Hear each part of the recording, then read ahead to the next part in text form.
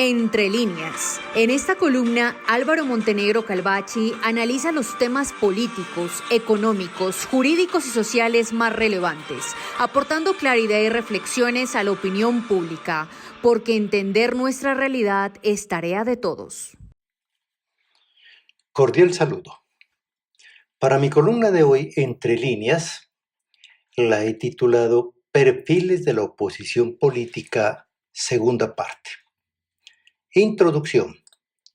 En Colombia, el artículo 4 de la Ley 1909 del 2018 consagra que las finalidades de la oposición política le permite proponer alternativas políticas, disentir, criticar, fiscalizar y ejercer libremente el control político a la gestión de gobierno, mediante los instrumentos señalados en la mencionada ley, sin perjuicio de los derechos consagrados en otras leyes.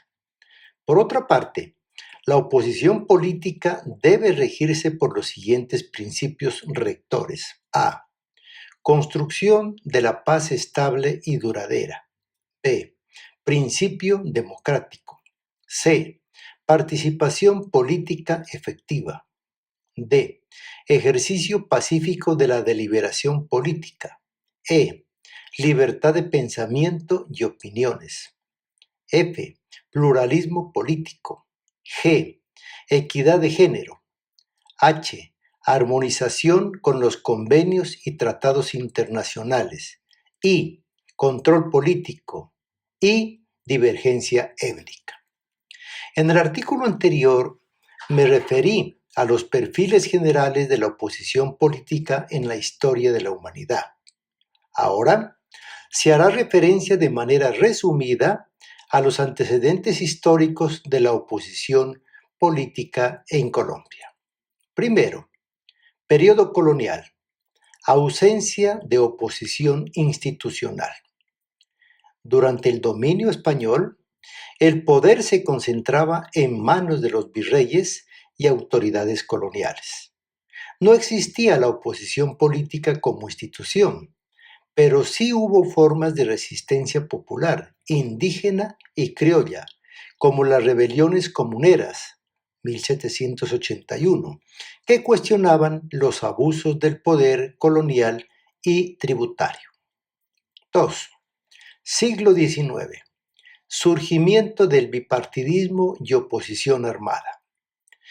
Con la independencia, 1810 a 1819, y la posterior creación de la Gran Colombia, emergieron disputas políticas entre centralistas y federalistas que dieron origen a conflictos entre élites. A lo largo del siglo XIX, el Partido Liberal y el Partido Conservador dominaron el escenario político. Su oposición mutua no fue solo ideológica, sino también armada, dando lugar a múltiples guerras civiles, como la de 1860 a 1862 y la Guerra de los Mil Días, entre 1899 a 1902.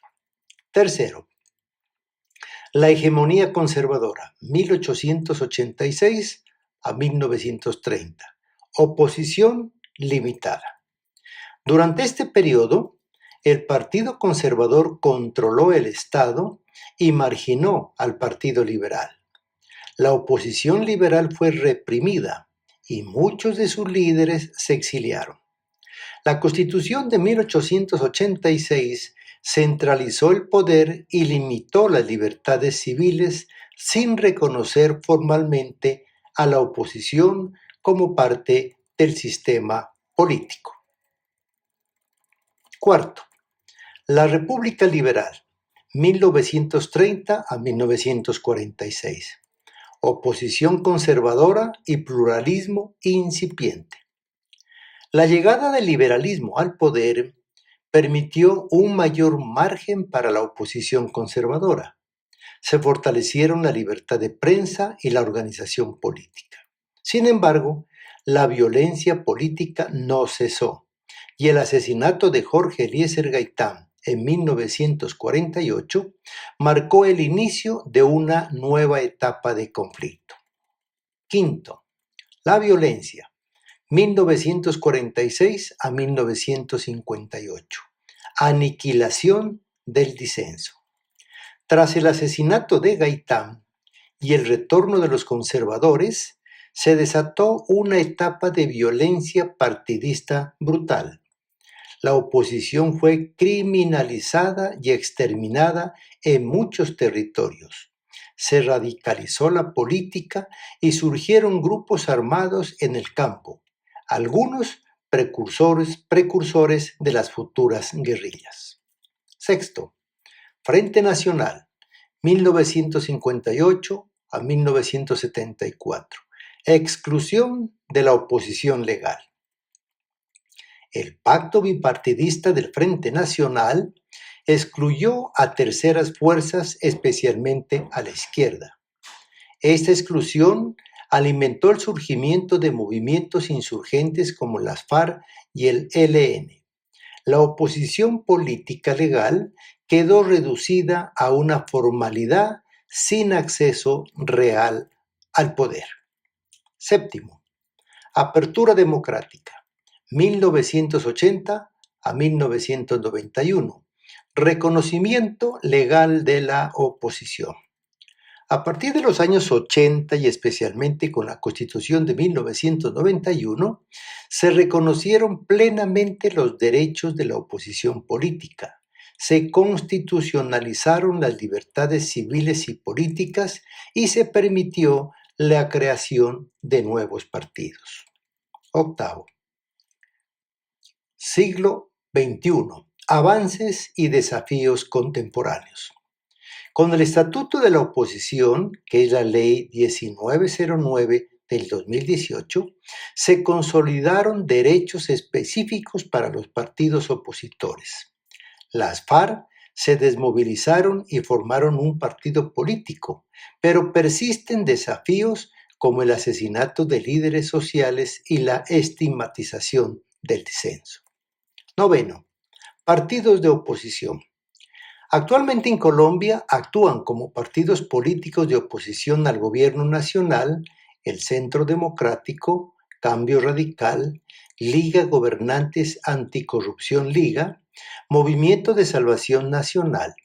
Además, el Partido Conservador, el Partido de la U, el Partido Liberal, Mira, Colombia Justa Libres, Nuevo Liberalismo, ASI, Colombia Renaciente y otros grupos independientes u opositores conformaron recientemente un bloque de 12 partidos que se retiraron de la Comisión de Vigilancia Electoral por falta de garantías, mostrando una postura de crítica frente al gobierno.